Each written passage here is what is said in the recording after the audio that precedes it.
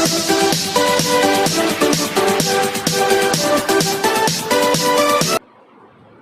my dear children. So today I am here on my YouTube channel Science with Shekhar sir for class 10 students to tell them the short tricks that how to balance a chemical equation. Because class 10 students always worried about the balancing of chemical equations because it takes too much time. So उन्हीं की problem को solve करने के लिए I will discuss out some methods that how we can solve these equations. तो सबसे पहले balancing of chemical equation जरूरी क्यों है? बैलेंसिंग ऑफ केमिकल इक्वेशन जरूरी इसलिए है because we know that in class 9 हमने पढ़ा है अच्छे से law of conservation of mass. तो law of conservation of mass की वायलेशन नहीं होनी चाहिए, तो उनके नंबर ऑफ एटम्स हमें सेम करने पड़ते हैं, राइट, जिस वजह से हम बैलेंस करते हैं. तो एक बहुत ही छोटी सी सिंपल सी एग्जांपल से स्टार्ट करते हैं. H2 plus O2 gives H2, right. यहाँ पे लेफ्ट हैंड साइड है, ये है राइट हैंड साइड. ये हमारे होते हैं रेक्टेंस और राइट हैंड साइड ये होते हैं प्रोडक्ट्स. तो रेक्टेंस में हाइड्रोजन के एटम कितने हैं? 2, राइट. ऑक्सीजन के कितने हैं? 2. यहाँ हाइड्रोजन के कितने हैं? 2. ऑक्सीजन के हैं 1, राइट. तो दैट इज अनबैलेंस्ड.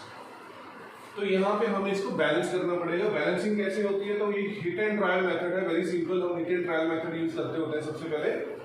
तो एक फॉर्मेट होता है, फॉर्मेट के अकॉर्डिंग हम क्या करते हैं कि सबसे पहले अगर तो कोई नॉन मेटल है, राइट, ये नॉन मेटल है, तो सबसे पहले हमारी होती है मेटल. सबसे पहले अगर कोई मेटल है तो उसको बैलेंस करो, then go for non metal. अगर नॉन मेटल आपको कहीं नजर आ रही है तो हम उसको करेंगे. उसके बाद हम ऑक्सीजन को करेंगे, देन हम हाइड्रोजन को करेंगे. क्लियर? मेटल यहाँ पे कोई नहीं है, नॉन मेटल कोई नहीं है, तो सबसे पहले मैं ऑक्सीजन को करता हूँ यहाँ पे. उसके बाद कौन सा रह गया? ऑक्सीजन. तो ऑक्सीजन आई मेरे पास. यहाँ पे कितने हैं ऑक्सीजन एटम्स? 2. यहाँ पे कितने हैं? 1. तो मैं क्या कर सकता हूँ? कोएफिशिएंट लगा सकता हूँ आगे. यहाँ पे मैंने लगा दिया कोएफिशिएंट 2, राइट. तो अब एक चीज याद रखनी है, अब आगे हमारे ऑक्सीजन हो गए 2 बैलेंस्ड. अब आ गया हाइड्रोजन. हाइड्रोजन यहाँ पे कितने थे? 2. अब यहाँ कितने होंगे? 2 2 जा 4. तो यहाँ पे कितना लग जाएगा? 2. Now this equation is balanced. Very simple equation. अभी एग्जांपल ये है, अभी और एग्जांपल्स में आपसे डिस्कस करूंगा तो ज्यादा बेटर समझ आ जाएगा आपको.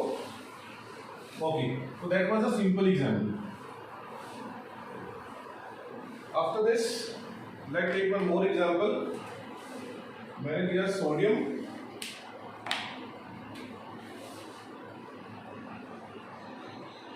Plus H2O gives sodium hydroxide plus H2, right, plus H2. तो इसमें क्या होगा? तो इसमें हमें देखना है सबसे पहले मेटल. तो मेटल क्या है हमारे पास? सोडियम. सोडियम 1, यहाँ भी 1. लेफ्ट हैंड साइड में भी ना सोडियम 1 है और राइट हैंड साइड में भी सोडियम 1 है. अब उसके बाद क्या आती है? ऑक्सीजन. तो I will start up with oxygen. Oxygen 1, यहाँ भी कितना है? 1, बैलेंस्ड है. क्लियर? अब आती है हाइड्रोजन. हाइड्रोजन यहाँ कितना है? 2. यहाँ कितना है? 2 + 1 कितना हो गया? 3. तो that means it is unbalanced. तो मुझे इसको बैलेंस करना है. यहाँ पे कितना है? 2, राइट. तो मैंने क्या किया? हाइड्रोजन को बैलेंस करने के लिए अगर तो देखिए मैं यहाँ पे अगर 2 लगाता हूँ, राइट, तो मेरे पास 2 + 2 4 + 1 5 ऑड नंबर बन जाएगा. तो हम थोड़ा अवॉइड करते हैं कि ऑड नंबर ना बने. तो मैंने क्या किया? यहाँ पे 2 लगा दिया. अब जब आप बैलेंस करते हो तो हाइड्रोजन कितने हो गए मेरे? 2 और 2 4, राइट. यहाँ पे कितने थे? 2. मैंने यहाँ भी 2 लगा दिया. अब जब हम हाइड्रोजन कहीं भी कोएफिशिएंट लगाते हैं कहीं भी, तो हमें एक बार थोड़ा बैक स्टेप जाना पड़ता है. बैक स्टेप जाने के लिए हमें चेक करना पड़ेगा कि दूसरा कोई एलिमेंट डिस्टर्ब तो नहीं हुआ इससे. जब मैंने इसको बैलेंस किया, देखिए सोडियम कितने हो गए? 2. यहाँ कितने? 1. तो मैंने यहाँ भी 2 कर दिए. ऑक्सीजन कितने हो गए? 2. यहाँ कितने हो गए? 2. बराबर है. हाइड्रोजन कितने हो गए 4, तो ये क्या हो गया बैलेंस, राइट। इस तरीके से हमें करना है। Okay, take one more example, C2H6 लिया मैंने, प्लस ऑक्सीजन ऐड किया इसमें, ऑक्सीजन को, राइट। तो मेरे पास बना CO2 प्लस H2O। अब यहाँ पे ध्यान से देखिए, मेरे पास कोई भी मेटल नहीं है, लेकिन नॉन मेटल है कार्बन। तो सबसे पहले मैं कार्बन को बैलेंस करूंगा। कार्बन मेरा यहाँ पे कितना है 2, यहाँ कितना है 1, तो मैंने यहाँ लगा दिया 2, लो जी कार्बन बैलेंस। अब उसके बाद हम जाएंगे ऑक्सीजन के लिए। तो ऑक्सीजन कितने हैं 2 + 2 + 1, राइट। कितने हो गए, एक तरफ 2 है और उस तरफ हो गए 4 + 1 5, तो that means these are not balanced, right. अब इसको बैलेंस करने के लिए हम क्या कर सकते हैं, तो अब 5 नहीं बना सकते हम उसको। अगर मैं यहाँ पे 3 लगाऊंगा तो 6 बन जाएंगे, तो वहां पे नंबर इंक्रीज नहीं हो पाएगा। अगर मैं 4 लगाऊंगा तो 8 बन जाएंगे, राइट। तो इस सिचुएशंस को हम हिट एंड ट्रायल मेथड बोलते हैं। हम वैल्यूज अलग अलग पुटअप करके देखते हैं। जैसे कि देखिए, सपोज कीजिए अगर 3 लगाया तो यहाँ कितना है 6, 4 और 5, तो उसको मैं 6 कर सकता हूँ। अगर यहाँ 2 लगा दूँ, 2 लगाएंगे तो हमारे पास हाइड्रोजन ज़्यादा है, तो ये नहीं कर सकता, राइट। तो हम 4 ट्राई करते हैं, 4 × 2 = 8। तो अगर हम यहाँ 2 लगाएंगे, 2 यहाँ पे है, तो फिर भी मुझे यहाँ पे 6 लगाना पड़ेगा, 4 और 4, तो 4 × 2 = 8। तो यहाँ पे मैं हाइड्रोजन 6 है, नेक्स्ट स्टेप में मुझे हाइड्रोजन को भी बैलेंस करना है, तो मैं हाइड्रोजन को बैलेंस नहीं कर पाऊंगा, तो 4 भी नहीं लगेगा, right. Then we can go for 5, 10 हो गए, 2 × 2 = 4, यहाँ पे मुझे 6 चाहिए, राइट। तो 6 × 2 = 12 हो जाएगा। तो अगर मैं यहाँ पे 2 से मल्टीप्लाई करूंगा तो फिर वो कार्बन डबल हो जाएगा। तो इस तरीके की इक्वेशंस के लिए, जैसे अब हमारे पास टाइम कंज्यूमिंग इक्वेशन मैं बोलता हूं इसको कि टाइम कंज्यूमिंग इक्वेशन है, तो ऐसी इक्वेशंस के लिए शॉर्ट ट्रिक जो हमने यूज करनी है, तो उसके लिए हम क्या करते हैं, मैंने यहाँ पे क्या किया, A, B, C और D, 4 नंबर ले लिए हुए अलग अलग, राइट। 4 वेरिएबल्स मैंने कंसीडर कर लिए इक्वेशंस के लिए, राइट। तो इस इक्वेशन को मैं डिस्कस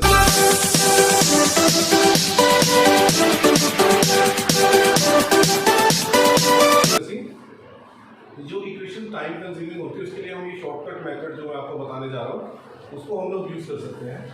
तो here I have used A, कोई भी मैंने यहाँ पे अल्फाबेट्स यूज किए, राइट। तो अब मैं क्या करूँगा, हर एक एटम के लिए को यूज करूँगा। सबसे पहले कार्बन, अगर मैं कार्बन की बात करूँ तो कार्बन में लेफ्ट हैंड साइड में मेरे पास कितने हुए 2A, यहाँ कुछ नहीं है, यहाँ = कितना हो जाएगा C, क्योंकि कार्बन का यहाँ पे 1 है, तो ये बन गया C। ये मेरी कार्बन के लिए हो गया। नेक्स्ट कौन सा है मेरे पास, हाइड्रोजन। अब उसी तरीके से मैं हाइड्रोजन को यूज करता हूँ।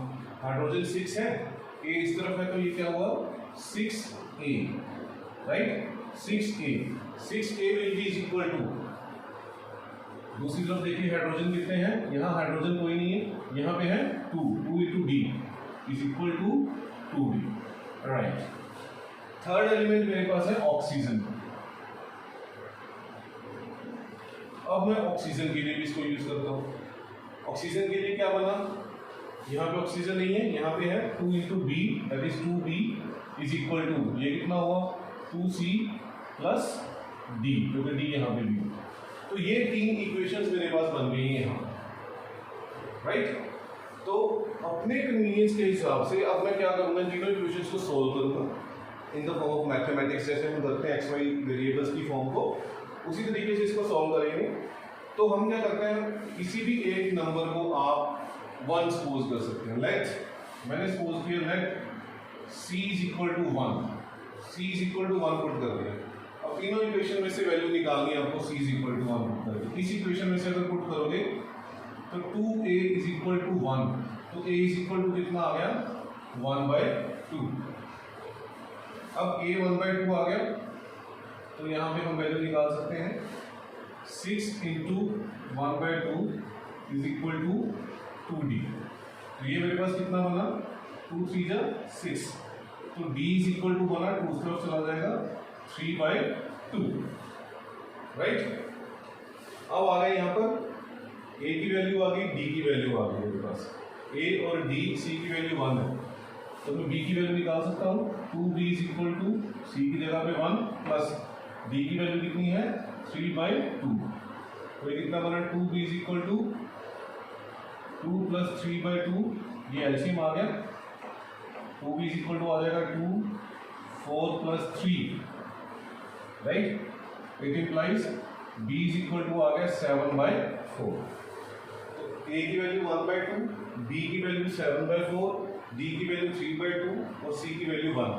अब यहाँ पे पुट कीजिए वैल्यू, A की वैल्यू है 1/2, B की वैल्यू है 7/4, C की वैल्यू है 1, राइट, और D की वैल्यू हमने निकाली है 3/2, राइट।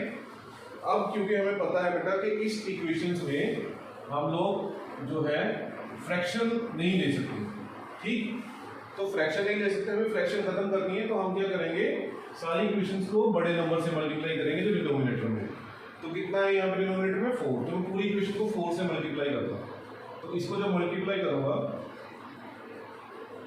4 इंटू ये पूरी इक्वेशन है 1/2 C2H6 plus 7/4 O2 into CO2 plus 3/2 into H2O। अब इसको 4 से मल्टीप्लाई किया, यहाँ पे आया 4 तो ये बना 2 C2H6 plus 7 O2 gives 4 CO2 plus 6 H2O। अब इससे बढ़िया इक्वेशन सॉल्व नहीं हो सकती, राइट, क्योंकि हमें 7/4 का तो ये मेरी इक्वेशन बन गई है सारी। अब आप चेक कर सकते हैं कि बैलेंस है कि नहीं है। Let's check. कार्बन, अगर कार्बन की बात करें 2 2 जा 4, यहाँ कितने हैं 4, बैलेंस। ऑक्सीजन 7 2 जा 14, 4 2 जा 8 प्लस 6 14, बैलेंस्ड। हाइड्रोजन 12, यहाँ पे कितने हैं 12, बैलेंस। तो इस तरीके से बेटा किसी भी इक्वेशन को आप बहुत इजीली सॉल्व कर सकते हो, क्योंकि सिंपल इक्वेशन तो हम बैलेंस कर सकते हैं but it takes too much time for the complicated equations. In higher classes also it will be very helpful for you. Let's do one more, then you will better understand. One more example we will discuss.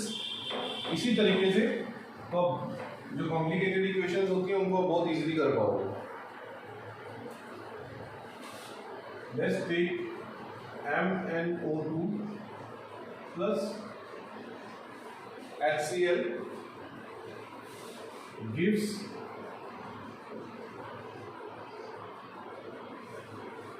manganese chloride MnCl2 plus H2O plus Cl, right. इसको भी आप कर सकते हो इसी equation को। तो पहले हम वही सिंपल मेटल वाले से ट्राई करेंगे। मेटल है मेरे पास, मैग्नीज 1 है, यहाँ भी 1 है, बैलेंस, राइट। उसके बाद क्लोरीन को देखो, क्लोरीन की बात करें तो क्लोरीन यहाँ पे कितने हैं 2 2 जा 4, और यहाँ कितना है 1, मैंने लगा दिया 4, राइट। तो दूसरी तरफ क्लोरीन 4 हो गए। अब आ गया हाइड्रोजन। हाइड्रोजन यहाँ कितने हैं 4, यहाँ कितने हैं 2, यहाँ लगा दिया 2, राइट। अब देखो सारी इक्वेशंस बैलेंस हो गई। Manganese 1, manganese 1, chlorine 4, chlorine 4, oxygen 2, oxygen 2, hydrogen 4, hydrogen 4। तो इस तरीके से इक्वेशन हो गई हमारी बैलेंस, राइट। अब NH3, one more equation we can take, NH3 plus O2 gives NO plus H2O, अब इसी इक्वेशन को हम उसी शॉर्ट ट्रिक मेथड से ही सॉल्व करते हैं तो ज्यादा बेटर क्लियर हो जाएगा। मैंने कंसीडर किया ए बी सी और डी, वेरी सिंपल राइट। तो हमारे पास एलिमेंट्स कितने हैं यहाँ पे 3, नाइट्रोजन, हाइड्रोजन एंड ऑक्सीजन। तो सबसे पहले मैं नाइट्रोजन की बात करूंगा। लेफ्ट हैंड साइड में देखिए ए और नाइट्रोजन नहीं है, will be equal to C. Then comes hydrogen, यहाँ पे कितना हुआ 3a, इस तरफ हाइड्रोजन कितना है is equal to 2d। Then we have oxygen, यहाँ पे ऑक्सीजन कितना है 2b इज इक्वल टू ये कितना हुआ c प्लस d। ठीक है, अब what is our next step? हमारा नेक्स्ट स्टेप क्या होगा? अब हम क्या करेंगे, किसी भी एक वैल्यू को आप 1 अज्यूम करोगे। Let us take c is equal to 1 और a इज इक्वल टू 1, किसी को भी ले लो। यहाँ पे मैंने सपोज किया let c is equal to 1, तो a इज इक्वल टू क्या हो गया 1, मेरे पास वैल्यू आ गई। a इज इक्वल टू 1 तो मैं यहाँ पे पुट करूंगा तो मेरे पास क्या बनेगा 3 is equal to 2d। It implies d is equal to 3/2, d की वैल्यू भी आ गई, a भी आ गया, c भी आ गया, d भी आ गया। d की वैल्यू निकाल लो 2b, c की वैल्यू क्या थी 1, d की वैल्यू क्या आई है 3/2। सोल्व कीजिए, 2 एलसीएम आया 2 + 3 2b, तो 2b इज इक्वल टू कितना आया 5/2, d की वैल्यू कितनी आई 5/4। अब ये सारी वैल्यूज हम पुट कर देते हैं। a की जगह पे क्या आ गया 1, कुछ लिखने की जरूरत नहीं है। b की जगह पे क्या है 5/4, c की जगह पे क्या है 1 राइट, और d की जगह पे क्या है 3/2 राइट। और जैसा कि मैंने आपको बोला था कि डिनोमिनेटर में कुछ नहीं होना चाहिए जब भी हम इक्वेशन बैलेंस करते हैं, तो हम क्या करेंगे जो बिगेस्ट डिनोमिनेटर उससे मल्टीप्लाई कर दो, कॉमन होगा ऑटोमेटिकली। तो 4 से मल्टीप्लाई करेंगे पूरी इक्वेशन को, तो यहाँ आ जाएगा 4, यहाँ रह जाएगा 5 राइट, यहाँ भी आ जाएगा 4 और यहाँ 2 × 4 और 3 का बच जाएगा 6। तो ये होगी equation balance right. So this is a very simple way, short trick method। Starting में आपको थोड़ा डिफिकल्ट लग सकता है, मैथमेटिकल कैलकुलेशंस आपकी अच्छी होनी चाहिए, हो जाएंगी अच्छी, क्योंकि ज्यादा टिपिकल इक्वेशंस नहीं है। किसी भी एक वैल्यू को 1 मान के you can solve the equation and then you can put up the value, और पुट अप करने के बाद फिर आप चेक कर सकते हैं कि left hand side right hand side number of atoms are balanced और not right.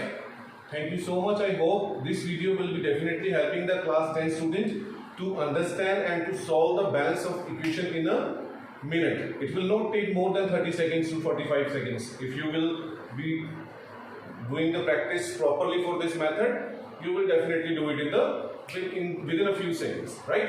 Thank you so much, Rita.